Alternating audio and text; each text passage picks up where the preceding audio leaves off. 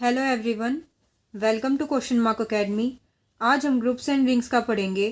ये हमारा BSc third year 5th semester का एग्ज़ाम है। ये वीडियो रीअपियर स्टूडेंट्स या जो स्टूडेंट्स एवरेज स्कोर करना चाहते हैं उनके लिए है। तो सबसे पहले हम इसका सिलेक्शन देखते हैं कि किन चैप्टर्स को करने से हमारा ये जो ग्रुप्स एंड रिंग्स का सब्जेक्ट है वो डेफिनेटली पास हो जाएगा।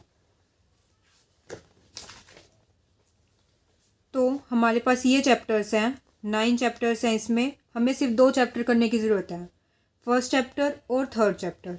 ये दोनों चैप्टर्स ही हमें करने हैं। तो स्टार्ट करते हैं फर्स्ट चैप्टर से, जो कि है ग्रुप्स एंड सब ग्रुप्स। तो ये इसमें पूरा बेसिक कंसेप्ट आता है इस चैप्टर में, जो कि थ्रू आउट दी चैप्टर्स चलता है। ठीक है, तो सबसे पहले हम स्टडी करते हैं इसका बेसिक कंसेप्ट, जो कि ग्रुप्स एंड सब ग्रुप्स पढ़ने से पहले हमें बाइनरी ऑपरेशन के बारे में पता होना चाहिए कि बाइनरी ऑपरेशन क्या होता है। तो सबसे पहले हम वो समझते हैं कि बाइनरी ऑपरेशन क्या है।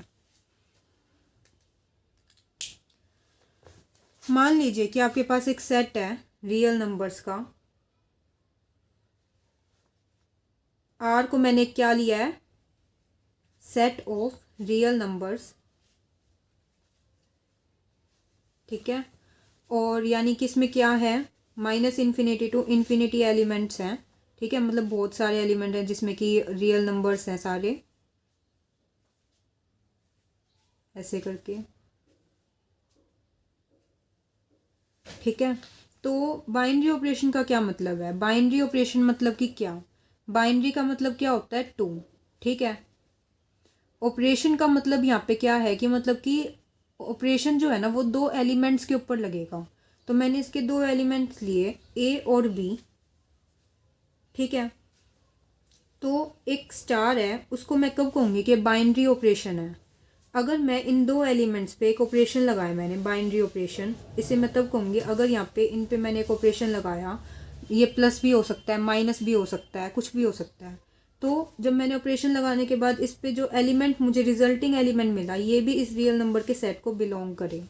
ठीक है, जैसे कि 1 और 2 है, 1 और 2 पे मैंने प्लस जो है बाइनरी ऑपरेशन लगाया, 1 + 2 क्या आ जाएगा यहाँ पे, 3। ये 3 जो है ये इस रियल नंबर के सेट को बिलोंग करता है। तो ये जो है तब मैं इसे कहूँगी कि बाइनरी ऑपरेशन है। पहले ये सिर्फ मेरे पास ऑपरेशन था, लेकिन इसने एक प्रॉपर्टी को सेटिस्फाई कर दिया, तो इसलिए मैंने इसको क्या कहा कि ये बाइनरी ऑपरेशन है। तो सब अब इसकी डेफिनेशन देखते हैं। इसकी डेफिनेशन है कि an operation which combines 2 elements of A set, जो कि एक सेट के 2 एलिमेंट्स को कंबाइन करे और रिजल्टिंग एलिमेंट जो हो वो भी उसी सेट को बिलोंग करे, तो उसको हम ऑपरेशन को कहते हैं कि वो बाइनरी ऑपरेशन है। फॉर एग्जाम्पल, जैसे कि ऑर्डिनरी एडिशन है। ऑर्डिनरी एडिशन का मतलब कुछ नहीं, प्लस ही होता है।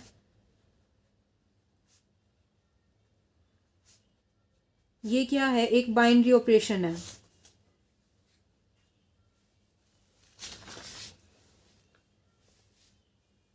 सेट ऑफ इंटीजर्स पर, यानी कि z। ठीक है, जैसे कि मैंने इंटीजर्स का एक सेट लिया, ठीक है, जिसमें -∞ टू इन्फिनिटी एलिमेंट्स हैं, यानी कि 0 1 2 ऐसे करके, और यहाँ पे -1 -2 ऐसे करके। अगर मैं इसके कोई 2 एलिमेंट लेती हूँ, ठीक है, a और b बिलोंग्स टू z। ठीक है, मान लो जैसे 1 और 2 है।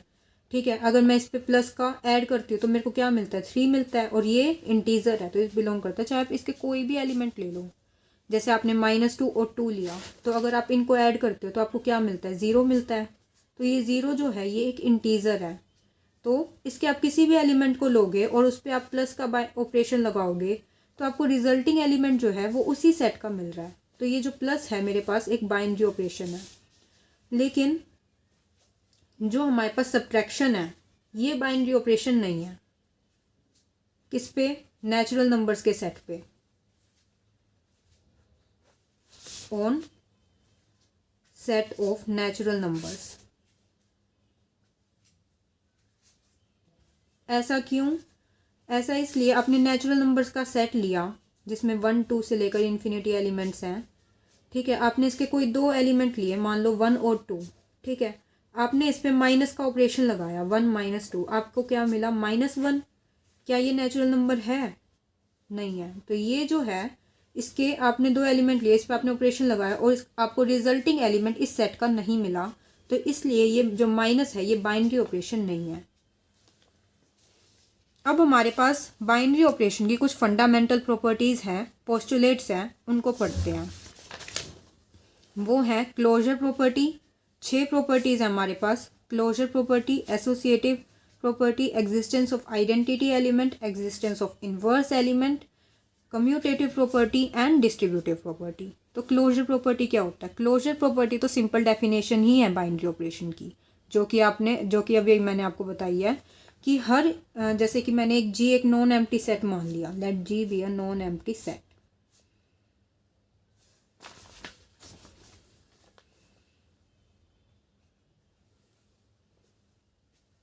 ठीक है, तो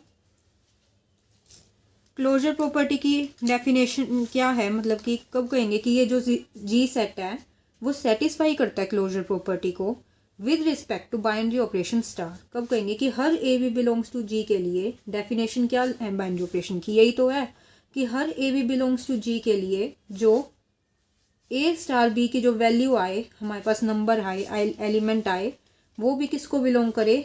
सेट जी को ही बिलोंग करे। ये होती है डेफिनेशन। तो तब हम कहेंगे कि जो जी है वो सेटिस्फाई करता है क्लोजर प्रॉपर्टी को।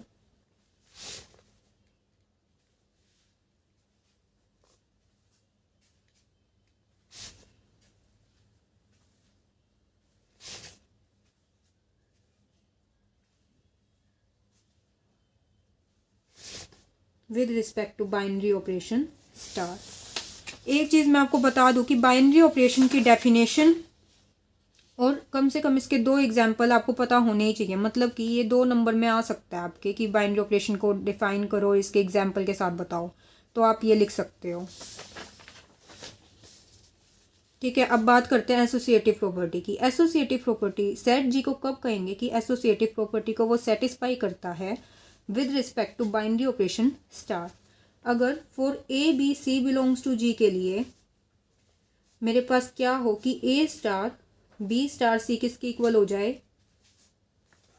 ए स्टार बी स्टार सी के।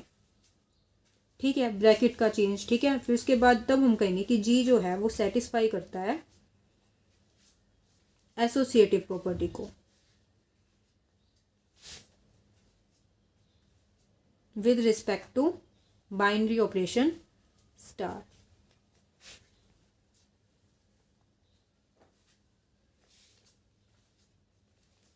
अब बात आती है कि आइडेंटिटी एलिमेंट क्या है। एग्जिस्टेंस ऑफ आइडेंटिटी एलिमेंट, हर एक बिलोंग्स टू जी के लिए, मतलब कि सेट जी के हर एलिमेंट के लिए आपको एक ऐसा एलिमेंट मिल जाए जी के अंदर कि अगर आप ए को उस एलिमेंट के साथ ऑपरेट करो तो आपको वापस से ए ही मिले। ठीक है, ए स्टार ई या फिर ई स्टार ए लिख लो आप इसको। ठीक है, तो ए स्टार ई के इक्वल हो।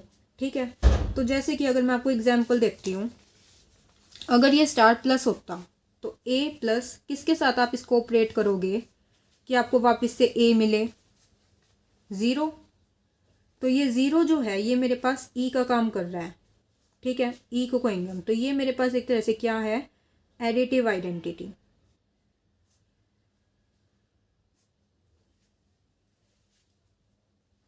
On set of integers.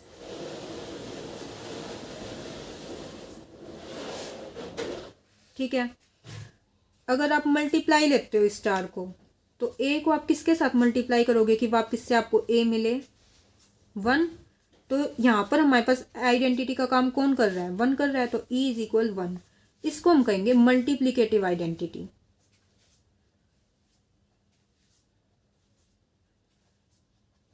On Z.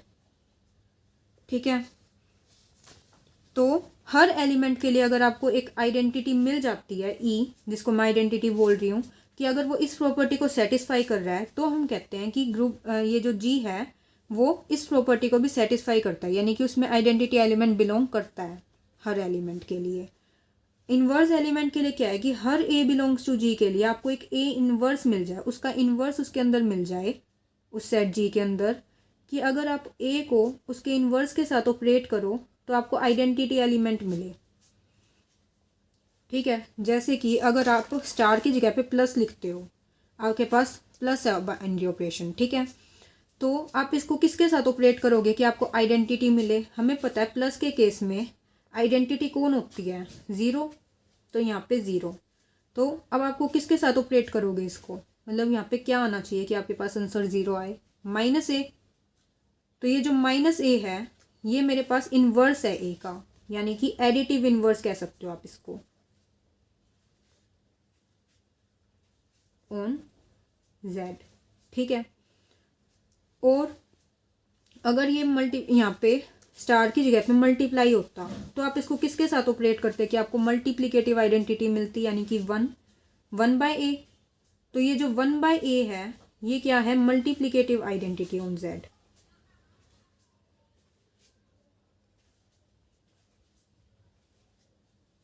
अब मैं आपको एक बात बताती हूँ कि मैंने यहाँ पे z क्यों लिखा है, मतलब कि z का मतलब यहाँ पे मैंने z ही क्यों कहा, मैंने यहाँ पे नेचुरल नंबर्स क्यों नहीं कहा। अगर मैं यहाँ पे नेचुरल नंबर्स लिखती तो क्या ज़ीरो उसके अंदर बिलोंग करता है, मतलब कि जैसे मेरे पास एडिटिव आइडेंटिटी z के ऊपर है, नेचुरल नंबर के केस में भी आइडेंटिटी तो ज़ीरो ही है कि अगर आप ज़ीरो के साथ ऑपरेट करते हो तभी आपको क्या मिलता है, वही एलिमेंट मिलता है। ठीक है, अगर प्लस के केस में, लेकिन वो ज़ीरो उसके अंदर होना भी चाहिए। मेरे को पता है कि ये ज़ीरो जो है, मैंने आपको क्या कहा कि ई जो है वो जी के अंदर बिलोंग करना होना चाहिए, मतलब कि वो ई जी को बिलोंग करे। ठीक है, यानी कि ज़ीरो जी को बिलोंग करे। ठीक है, लेकिन नेचुरल नंबर के केस में ज़ीरो जो है वो तो आता ही नहीं है, लेकिन इंटीजर में आता है। तो इसलिए मैंने इसको कहा कि एडिटिव आइडेंटिटी है ये जेड के ऊपर, ये ई भी और ए इन्वर्स भी उस सेट जी के अंदर होना चाहिए, तभी हम कहेंगे कि वो सेटिस्फाई करते हैं इन प्रॉपर्टीज़ को। कम्यूटेटिव प्रॉपर्टी क्या है कि for A b belongs to G के लिए, हर a b belongs to G के लिए ए स्टार बी किसके इक्वल हो जाए, बी स्टार ए के। और डिस्ट्रीब्यूटिव प्रॉपर्टी क्या है कि for every a B C belongs to G के लिए a dot b plus c किसके इक्वल हो जाए, a dot b plus a dot c के। तब हम कहेंगे कि ये जो सेट जी है वो सेटिस्फाई करता है कम्यूटेटिव प्रॉपर्टी को भी और डिस्ट्रीब्यूटिव प्रॉपर्टी को भी। ठीक है, ये थी प्रॉपर्टीज़। ध्यान से इसको वीडियो को पॉज करके एक बार इसको पढ़ लो अच्छे से कि हमने क्या क्या पढ़ा, किस प्रॉपर्टी का क्या मतलब है, वो अच्छे से पता होना चाहिए। अब आगे बढ़ते हैं। देखो, आपने ये पढ़ लिया बाइनरी ऑपरेशन क्या होता है, आपने एग्जाम्पल्स पढ़ लिए, आपने इसकी फंडामेंटल प्रॉपर्टीज़ पढ़ ली। अब आप पढ़ोगे कि एल्जेब्रिक स्ट्रक्चर क्या होता है। बहुत ही आसान है एल्जेब्रिक स्ट्रक्चर। तो एल्जेब्रिक स्ट्रक्चर का मतलब है कि अगर एक सेट को, ठीक है, एक सेट को उसके बाइनरी ऑपरेशन के साथ लिख देना, उसको हम कहते हैं एल्जेब्रिक स्ट्रक्चर। जैसे कि z है सेट ऑफ इंटीजर्स, मैंने आपको बताया कि ये जो प्लस है ये बाइनरी ऑपरेशन है z के ऊपर, बताया था ना यहाँ पे कि ऑर्डिनरी एडिशन प्लस जो है बाइनरी ऑपरेशन है z के ऊपर। ठीक है, तो z को आप प्लस के साथ जब आप लिख देते हो तो ये क्या बन जाता है, एल्जेब्रिक स्ट्रक्चर।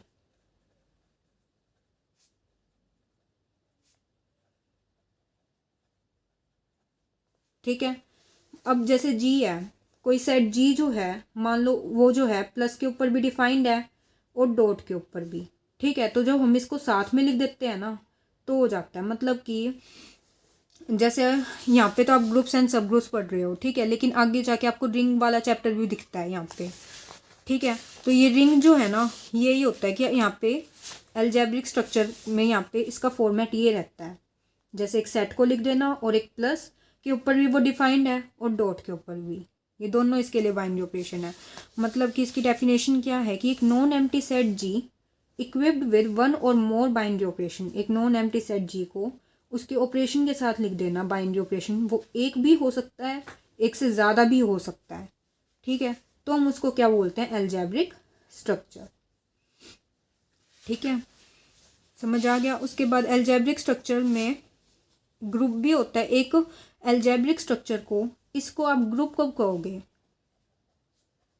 अगर वो सेटिस्फाई करता है 4 प्रॉपर्टीज़ को, ठीक है। देखो अब जैसे अगर कोई जी स्टार है, ठीक है, इसे आप ग्रुप कहोगे अगर ये 4 प्रॉपर्टीज़ को सेटिस्फाई कर देता है, इन चारों को, तब तो आप क्या कहोगे, ग्रुप, ठीक है। तो अच्छे से लिख कर बता देती हूँ। ग्रुप तो आप तब कहोगे अगर वो 4 प्रॉपर्टीज़ को सेटिस्फाई करता है, क्लोजर प्रॉपर्टी को, एसोसिएटिव को, एग्जिस्टेंस ऑफ आइडेंटिटी,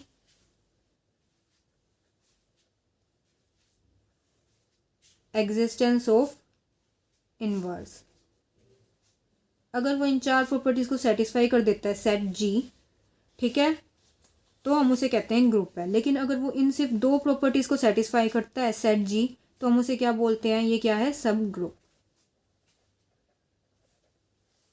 हमारे पास 2 प्रॉपर्टीज़ और होती हैं 5 और 6, ठीक है, कम्यूटेटिव और डिस्ट्रीब्यूटिव, है ना। अभी हमने 6 प्रॉपर्टीज़ पढ़ी थी।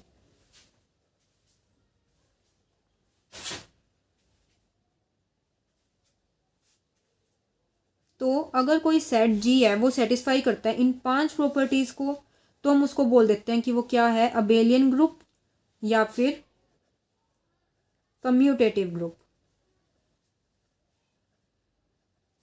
ठीक है। मतलब कि एक जी है, उसको आप ग्रुप तब कहोगे अगर वो ये 4 प्रॉपर्टीज़ को सेटिस्फाई कर दे, सब ग्रुप तब कहोगे अगर 2 प्रॉपर्टीज़ को सेटिस्फाई कर दे, और उसको अबेलियन ग्रुप या कम्यूटेटिव ग्रुप तब कहोगे अगर वो ये 5 प्रॉपर्टीज़ जो हैं उसको सेटिस्फाई कर दे, ठीक है। और एक फाइनाइट ग्रुप क्या होता है, देखो ग्रुप कुछ भी नहीं है, ग्रुप का मतलब तो एक सेट ही है, लेकिन वो कुछ प्रॉपर्टीज़ को सेटिस्फाई कर देता है, जिस कारण हम उसे ग्रुप कहने लगते हैं, ग्रुप कहने लगते हैं, सब ग्रुप कहने लगते हैं, ठीक है। फाइनाइट ग्रुप का क्या मतलब होता है, अगर उस सेट जी में नंबर ऑफ एलिमेंट्स फाइनाइट है, मतलब ग्रुप में नंबर ऑफ एलिमेंट्स फाइनाइट है, ठीक है, तो हम उसे क्या बोलते हैं, अगर नंबर ऑफ एलिमेंट्स फाइनाइट है, ठीक है, तो हम उसे कहते हैं फाइनाइट ग्रुप। अगर नंबर ऑफ एलिमेंट्स इनफाइनाइट है तो हम उसे क्या बोल देते हैं, इनफाइनाइट ग्रुप। जितने एलिमेंट्स होते हैं, मान लो इस ग्रुप में, इस सेट जी में 5 एलिमेंट हैं, ठीक है, और ये जो है एक ग्रुप फॉर्म करता है, ठीक है, किसी बाइनरी ऑपरेशन के साथ, तो इसमें जितने नंबर ऑफ एलिमेंट्स हैं उसको हम बोलते हैं कि वो क्या है, ऑर्डर है उसका। ऑर्डर ऑफ ग्रुप क्या होता है, number of elements in group. एक ग्रुप में जितने एलिमेंट्स होते हैं उसको बोलते हैं उसका ऑर्डर, ठीक है। वो ऑर्डर फाइनाइट भी हो सकता है, इनफाइनाइट। एक फाइनाइट ग्रुप के लिए तो वो क्या होगा, उसका ऑर्डर फाइनाइट होगा, उसमें नंबर ऑफ एलिमेंट्स फाइनाइट है। अगर उस ग्रुप में इनफाइनाइट नंबर ऑफ एलिमेंट्स हैं तो उसका ऑर्डर भी क्या होगा, इनफाइनाइट। ये आपका फर्स्ट एक्सरसाइज से पहले का टॉपिक था। आपने ग्रुप भी पढ़ लिया, आपने अबेलियन ग्रुप, कम्यूटेटिव ग्रुप पढ़ लिया, फाइनाइट ग्रुप पढ़ लिया, ऑर्डर ऑफ द ग्रुप पढ़ लिया। अब एक चीज़ ये है कि एक्सरसाइज में आपको कुछ भी नहीं कहेंगे, एक्सरसाइज में सिर्फ आपको इतना कहा जाएगा कि आपको कोई एक सेट दे देते हैं, ठीक है, एक सेट दे दिया, जैसे कि जी सेट दे दिया कोई, और आपको एक साथ में एक ऑपरेशन दे दिया, ठीक है, बाइनरी ऑपरेशन। तो आपको उसे ग्रुप प्रूव करने के लिए कह सकते हैं कि ग्रुप बताओ कि ग्रुप है या नहीं है, ठीक है। आपको कह सकते हैं कि ये अबेलियन ग्रुप है या नहीं है, तो आपको इन प्रॉपर्टीज़ को सेटिस्फाई करके दिखाना पड़ेगा। ये वाली प्रॉपर्टीज़ जो हैं आपको इनको सेटिस्फाई करके दिखाना पड़ेगा कि ये ग्रुप है या फिर नहीं है, आप चेक करके बताओगे। नेक्स्ट एक्सरसाइज में, नेक्स्ट वीडियो में हम सेकंड एक्सरसाइज से पहले का टॉपिक पढ़ेंगे। पहले मैं आपको सजेस्ट करूँगी कि आप वीडियोस जो एक्सरसाइज से पहले का टॉपिक है वो पढ़ो, ठीक है। उसके बाद आपको मैं एग्जाम्पल्स बताऊँगी, साथ ही साथ मैं आपको बता दूँगी कि आपको कैसे फॉलो करना है। पहले आप इतना पढ़ के आना अच्छे से।